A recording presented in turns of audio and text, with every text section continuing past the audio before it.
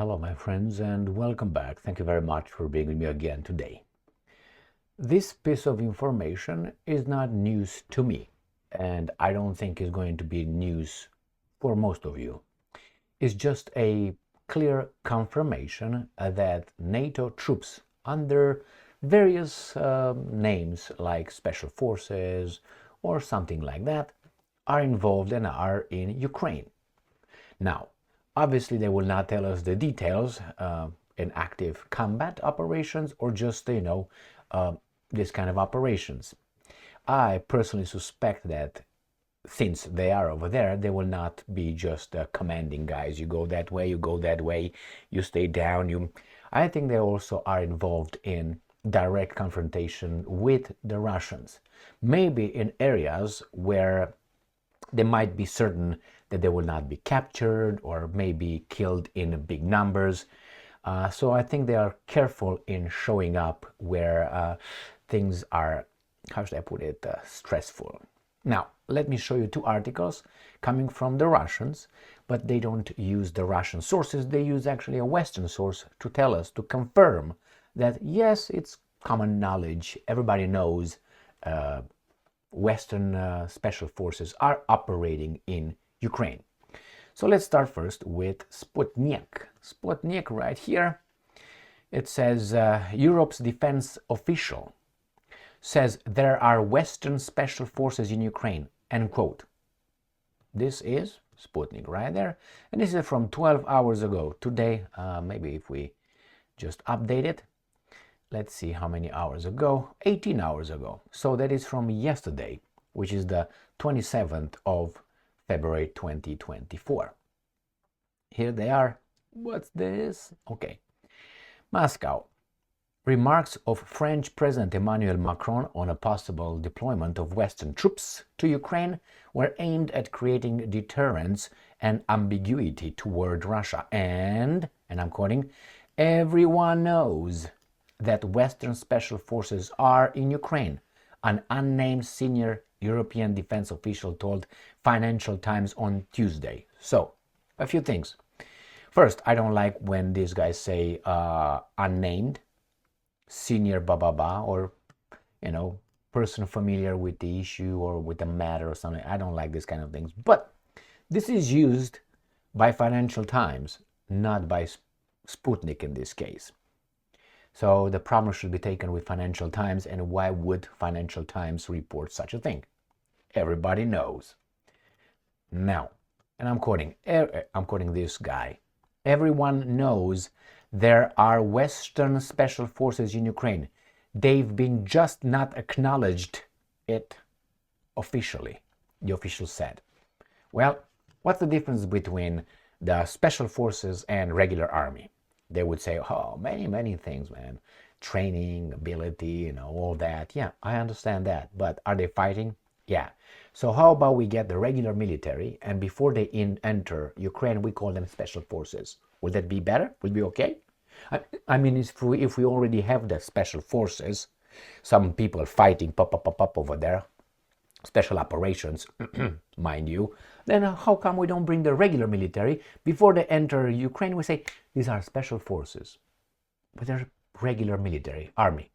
Okay, my friends, euphemisms, don't fall for that. Look at what they do, not what they come as. And let's say you have a rapist and you say, well, I'm just a service provider here, man. I'm a lovemaking or love maker. He is what he is, a criminal, right? Now, let's move on. After a Paris-hosted conference on Ukraine on Monday, Macron said Western leaders had discussed the possibility of sending troops. Okay, that's done. Dmitry Peskov said troops in Ukraine will mean war with Russia. No problem with that. Other countries just moved away from Macron and left him in his own urine to soak over there. Well. He's got a lot of urine, by the way. I checked with him. So that's the first article. Let's go to the next article coming from Russia Today. And that is 28th of February. This is from 28th of February. Western Special Forces working in Ukraine. Financial Times. Multiple European leaders have denied any official plans to send troops into Ukraine to fight against Russia. The unofficial presence of Western special forces in Ukraine is a matter of common knowledge, Financial Times wrote on Tuesday, citing a senior European defense official speaking anonymously. Okay, so the comment came after this guy said that, and let's say these guys did not want to do that. They didn't want to send it, and this is the direct quotation. And I'm quoting, "Everyone knows there are Western special forces in Ukraine. They've not acknowledged it officially. They've just not acknowledged it officially." All right, they say here, obviously, we know that Russia has repeatedly reported strikes against what it describes as foreign mercenary fighting in Ukraine. Well, they were. So what's going on here? In late 2022, a British military publication acknowledged that more than 300 Royal Marines were involved in discreet operations in a hugely sensitive environment and with a high level of political and military risk. Now, I don't have any doubt that these guys are over there.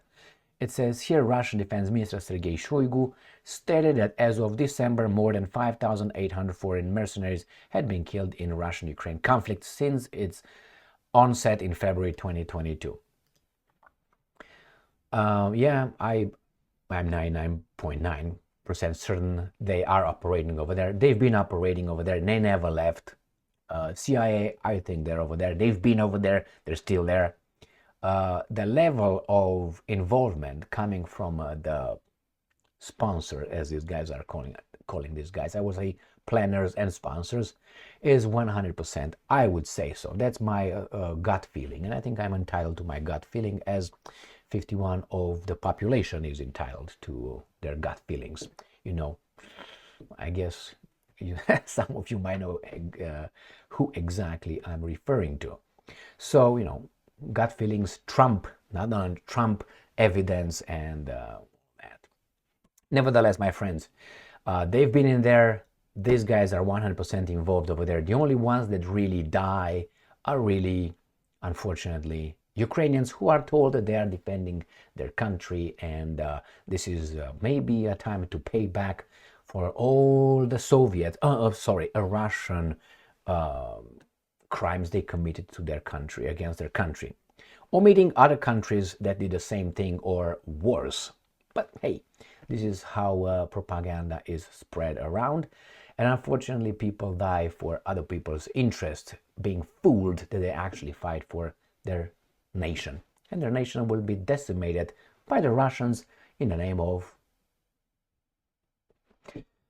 So this is what bothers me the most in this thing in Ukraine, is that some people, both sides, are dying for other people's, for the third party's interests.